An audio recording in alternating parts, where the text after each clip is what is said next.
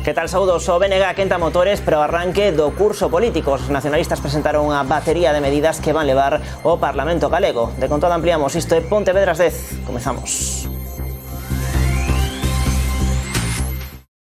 A Ría de Pontevedra e a Rede Viaria Autonómica marcarán as prioridades do BNG na provincia de Pontevedra de cara ao inicio do curso político no Parlamento de Galicia. Luís Bará presentou hoxe as iniciativas que nesta materia levarán o hemiciclo. Entre elas está a exixir ao Goberno Central a aprobación inmediata da caducidade da concesión da fábrica de Elnosa. Luís Bará anunciou hoxe en rolda de prensa os temas e prioridades que marcarán o calendario político do BNG de cara ao inicio do curso. Un calendario que estará marcado en Pontevedra pola Ría e pola Rede Viaria. En primeiro termo, dende o BNG exixirán do Goberno Central a aprobación da caducidade de Elnosa. Insistir na nosa demanda de que se aborde xa o desmantelamento da empresa Elnosa e que se desenvolva un proxecto de recuperación ambiental deses terreos que son do dominio público e que deben ser de uso público. Falamos de 12.000 metros cuadrados de terreos que son fundamentalmente terreos gañados ao mar mediante recheos. En relación a ENCE tamén pedirán que se elimine a prórroga concedida polo Partido Popular e a non tramitación do proxecto sectorial desta empresa. A dragaxe da Ría de Pontevedra tamén será un dos asuntos principais na axenda dos nacionalistas. Tamén imos continuar demandando para o ano 2019, sin máis dilacións a este respecto, a dragaxe do río Lérez e do fondo da Ría de Pontevedra, que, como sabemos xa, unha obra que leva prácticamente 7 anos de tramitación e coa que sempre hai algunha excusa para o seu retraso. Entón, imos presentar iniciativas e tamén vía, digamos, o debate das emendas dos orzamentos, imos dar a batalla tamén para esta cuestión, ademais de que Portos ten aínda outras obras pendentes como os portos de Covelo ou Raxó ou as demandas que hai respecto de Sanxenxo. E a Rede Viaria da provincia tamén estará moi presente nese calendario de prioridades coa mellora integral e a seguridade na rede de estradas da Xunta. Actuacións onde en todas elas se lle de prioridade aos peóns e ciclistas. E que estas actuacións, ademais, se fagan priorizando e primando a mobilidade peonil e ciclista e, polo tanto, a seguranza dos peóns e dos ciclistas, que son os elos máis febles da cadea, non? E tamén que se faga con criterios técnicos e non con criterios partidistas, porque o que estivemos vendo ata agora é que a Xunta aproba grandes investimentos para beneficiar a concellos gobernados polo Partido Popular, como os convenios asinados co Concello de Marín e o Concello de Sanxenxo para reformar as travesías urbanas de vías autonómicas, concretamente na rúa Concepción Arenal en Marín, cunha achega da Xunta de 1,6 millóns de euros, e tamén a rúa Progreso en Sanxenxo, que é a travesía urbana da PO 308, con 1,8 millóns de euros. Dende as filas do BNG no hemiciclo galego seguirán loitando, dixo esta mañá Bará, por estes temas e por moitos outros, como por exemplo o deterioro da sanidade pública na nosa comunidade.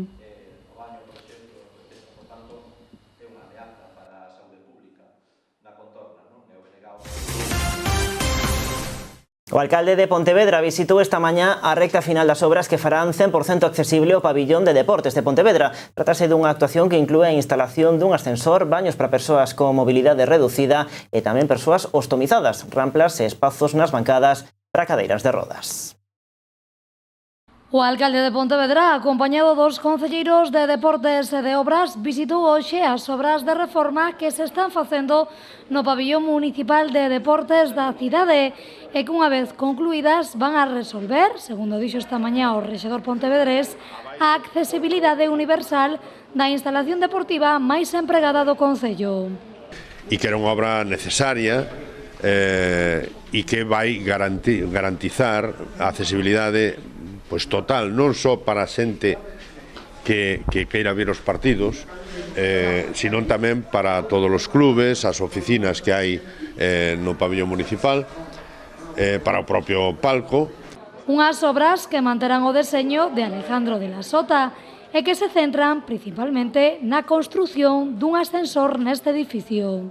Chega ás 3 plantas, desde a planta baixa hasta a segunda planta do pabillón municipal, pero ademais hai máis actuacións de accesibilidade, as rampas que hai de acceso ao pabellón están feitas además co mesmo material que tiña e non se nota moito, pero tiñan unha pendente dun 8 ou algo máis dun 8 e agora están con unha pendente dun 6, que é o obrigado, están xa feitas.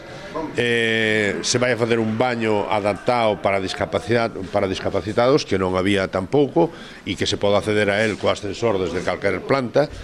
E tamén ese baño non só va a ser adaptado para a discapacidade en xeral, senón tamén para ostomizados, para as persoas que teñen a bolsa e que teñen problemas, que teñen unha ostomía feita.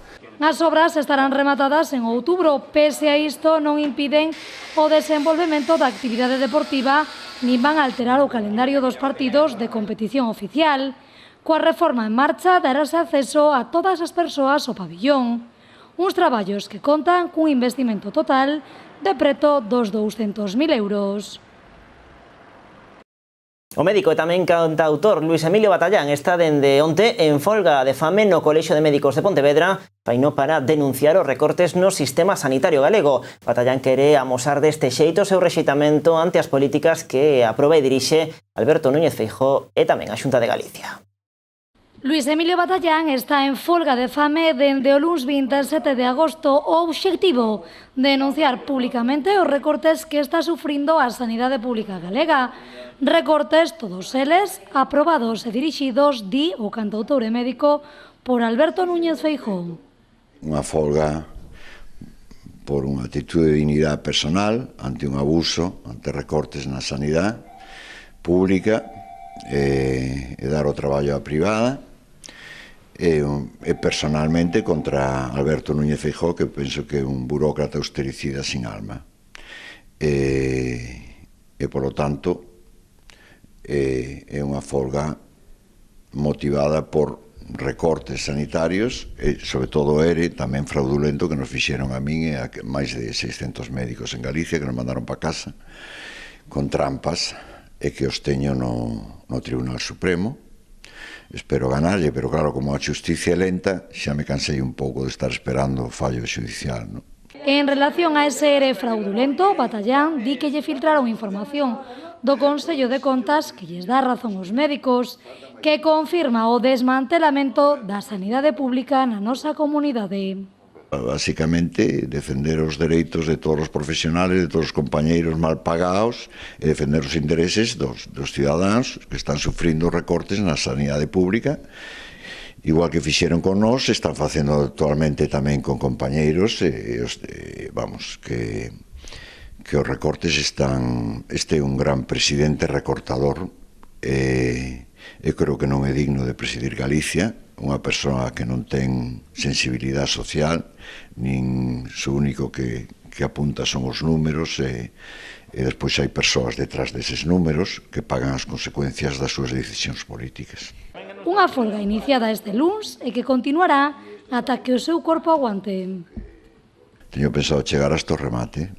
É unha actitud contra o abuso do poder, que en este caso é un caso clarísimo, e que os políticos teñen que darse conta que están pagados por nós e que non poden facer o que queiran. Teñen que facer as cousas según o que manda a lei e a xusticia. É como cando Rosa Parks, me recordo un pouco cando Rosa Parks en Chicago dixo que non lle cedía o posto no seu asento a un negro, a un blanco, digo, e aí empezou un pouco a loita polos dereitos dos cidadáns de color. De alguma maneira eu estou facendo unha postura, en ese sentido, unha postura individual e personal, porque creo nas actitudes persoales en defensa da dignidade da profesión dos médicos e da dignidade da xente, non? Unha folga que está realizando no Colexio de Médicos de Pontevedra. Batallán quere deixar claro que se trata dunha decisión de carácter persoal, xa que non vai a tolerar máis o abuso do poder político en temas tan sensibles e necesarios como a sanidade pública. E seguimos con máis cousas. Balance máis que positivo que realizan dende o Concello de Poio da Festa do Mar deste 2018, unha festa pola que pasaron máis de 33.000 persoas e onde os produtos máis consumidos foron como cada ano a ameixa, o mexillón e o polvo, unha festa que deixou unha recadación de 53.000 euros. Dende o Concello de Poio fan un balance máis que positivo da Festa do Mar que o pasado domingo pechou as portas desta 18ª edición. Se calcula que o número de persoas que pasaron por a carpa gastronómica foron de 33.000 persoas, máis ou menos unha cifra moi parecida ou moi similar a do ano anterior, durante os 5 días, e a título así de estadística, decir que o 30% das persoas que pasaron por esta carpa gastronómica eran da provincia de Pontevedra e o 70% restante eran do Estado español ou incluso fora del, un 6% fora do Estado español, o que quere dicir que é unha festa que atrae moitísimo a xente que nos ven a visitar, non? É que é unha festa xa moi conocida fora do que é o ámbito de Pontevedra e incluso fora do que é o noso país en toda Galicia. Unha festa onde os produtos máis vendidos foron... Os produtos máis vendidos desta mostra gastronómica tampouco son sorpresas. As ameixas, que era a ameixa babosa da ría de Pontevedra, mercada directamente na lonxa de Campelo, xa mercada directamente ás 3 cofradías da ría de Pontevedra, que venden a través da lonxa, e tamén os mesilóns e o polvo. Pero non é ninguna sorpresa. En todas as festas gastronómicas que facemos da Festa do Mar soen ser as máis vendidas. O Concello conseguiu unha recadación similar a do ano pasado, 53.000 euros. Con todo, dentro do Concello queren agradecer a colaboración da Asociación Armadiña Rock e tamén a organización do Encontro de Embarcacións Tradicionais, xa que o éxito desta festa se debe en boa medida tamén a estes eventos. E dentro do Festival Armadiña Rock agardan que a agresión sexual que sufriu unha moza de 20 anos, un feito que denuncian e condenan, non empañe o civismo que se respirou durante a celebración deste festival. E non, sobre todo, ahora, queremos recalcar eso, o Festival Armadiña Rock creo que foi un exemplo de civismo de todo o público que viu por culpa dun desalmado. Non vamos a empañar, por aquí pasaron cerca de 25 ou 27.000 persoas en 2 días. Estamos falando de unha afluencia moi importante e iso que tampouco nos gustaría nin que se vira empañada, evidentemente ten a súa gravidade e todos os sabedes que nós creo que actuamos rápidos, fomos contundentes e así temos que serlo tanto por parte da administración pública como pola nosa parte, pero que non se vira empañado que foi discurrir o festival que realmente non é a realidade do propio festival. O festival foi un festival moi tranquilo no que prácticamente non houve ningunha incidencia. Dentro do Concello, a súa vez, deixaron claro unha vez máis que queren comezar co expediente, co fin de que esta festa sexa declarada Festa de Interese Turístico en Galicia.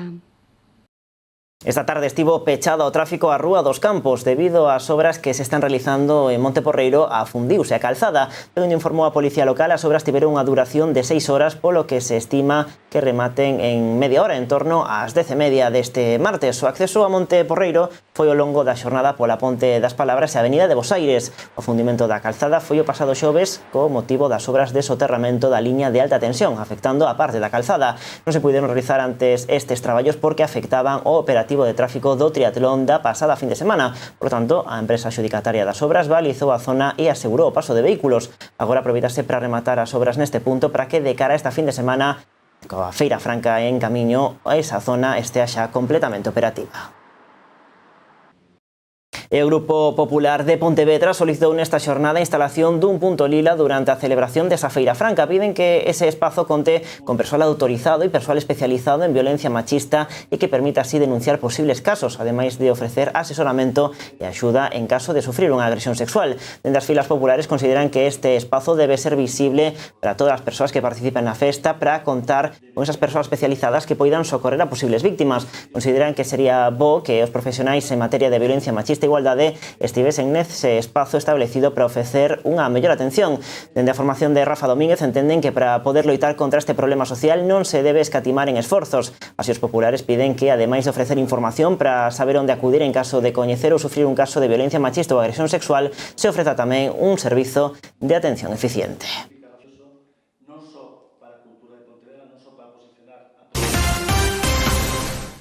Pois así poñemos o punto final a este tempo de noticias en Canal Rías Baixas. Vémonos mañá a partir das 9:30 con máis actualidade. Adeus.